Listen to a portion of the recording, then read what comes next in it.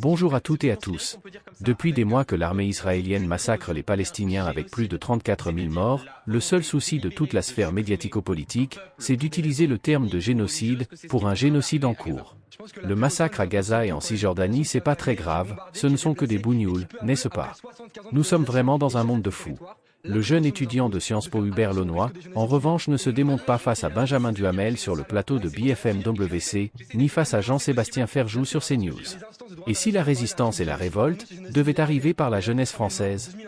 Qu'est-ce qui vous considérez qu'on peut dire comme ça, avec sans aucune précaution, qu'un génocide, c'est-à-dire la volonté délibérée de supprimer un peuple pour des raisons ethniques ou religieuses, que c'est ce qui est en train d'arriver à Gaza? Je pense que la précaution elle nous impose surtout quand il y a une population qui est affamée, qui est bombardée, qui est déplacée et qui peu à peu, après 75 ans de colonisation, est chassée de son territoire. La précaution nous impose de faire attention au risque des génocides qu'il y a. Et nous, nous pensons qu'il y a un génocide. Vous avez dit un génocide. Alors, là, c'est pour ça que vous dire, et j'essaie d'être le plus nuancé possible.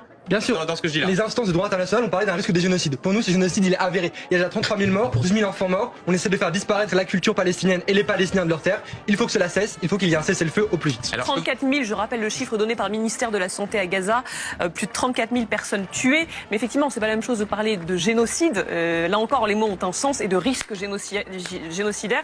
Amnesty International parle de risque génocidaire, par exemple, et ne parle pas de génocide. Mais bien sûr, parce que le droit international est une arme pour se prémunir contre les génocides.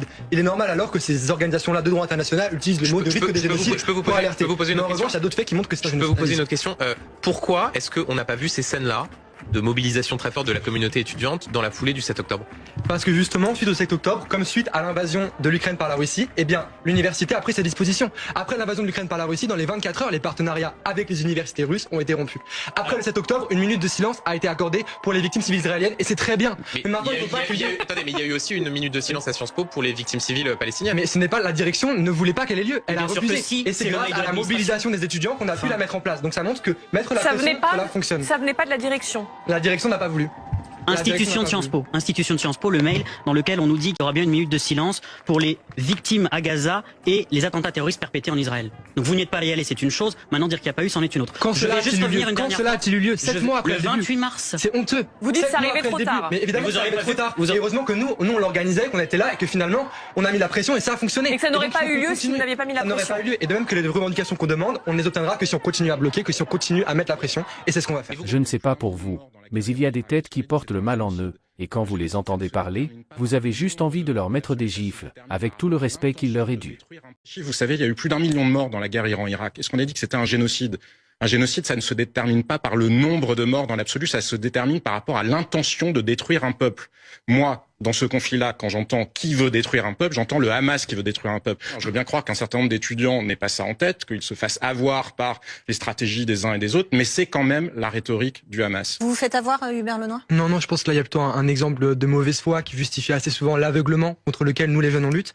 On peut peut-être dire qu'il y a un mois tout pile, il y a la rapporteure spéciale des Nations Unies sur la Palestine, Madame Francesca Albanese, qui a écrit un rapport qui s'appelle Anatomie d'un génocide. On peut aussi dire que dès le 18 octobre 2023, 800 spécialistes du droit international ont écrit une tribune dans le Monde.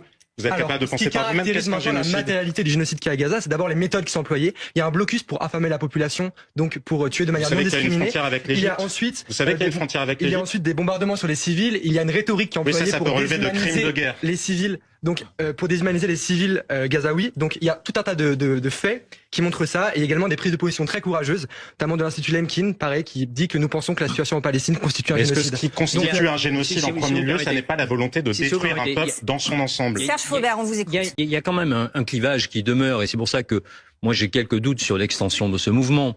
C'est qu'une partie de la société française se souvient qu'il y a quand même eu le 7 octobre. Et nous entend jamais parler de ça. Vive les Palestiniens ne date pas du 7 octobre. Il y a 75 ans de colonisation que Israël fait subir à la population palestinienne. Finalement, ce qu'on connaît depuis le 7 octobre, les 33 000 victimes civiles, c'est juste l'aboutissement de ça. C'est juste la poursuite génocidaire de ce projet-là. Pas du tout, c'est la rhétorique des Nations Unies et des personnes qui font du droit international. Reconnu en droit Ensuite, sur les moyens d'action, 1948. moi je peux comprendre que certains soient choqués que finalement on aille contre le règlement de Sciences Po, etc. et qu'on fasse des infractions à certaines règles. Maintenant, est-ce que ces infractions-là aux règles de la vie scolaire, elles sont pas justifiées par l'infraction plus grave au droit international que constituent les massacres comme Israël? Donc votre deux poids deux mesures, il est assez insupportable. Et contre l'aveuglement, nous on choisit de s'engager. Deux poids deux mesures, Sciences Po a des relations avec le Qatar, Sciences Po a même des relations financières assez lourdes avec le Qatar. Je pense que personne ne doute de ce est l'idéologie du Qatar. Le Qatar, d'ailleurs, héberge les leaders du Hamas. Le Qatar promeut l'idéologie des frères musulmans. Mais là, ça ne vous pose pas de problème. Vous avez l'impression que c'est plus démocratique? En fait, c'est un petit peu gênant quand le seul argument qu'on a à nous opposer, c'est d'associer ça au terrorisme, d'associer notre lutte humaniste au terrorisme, à l'extrémisme, finalement, parce que c'est le seul Personne n'associe argument ça. que vous avez, et c'est une façon aussi de criminaliser les personnes qui se mobilisent pour la Palestine. Donc je trouve que c'est assez ridicule quand même. Et vous, que pensez-vous de l'intervention courageuse d'Hubert Lenoy contre les hyènes de BFM WC et de CNews? Donnez-nous votre avis en commentaire et abonnez-vous à notre chaîne afin de soutenir notre travail. Merci.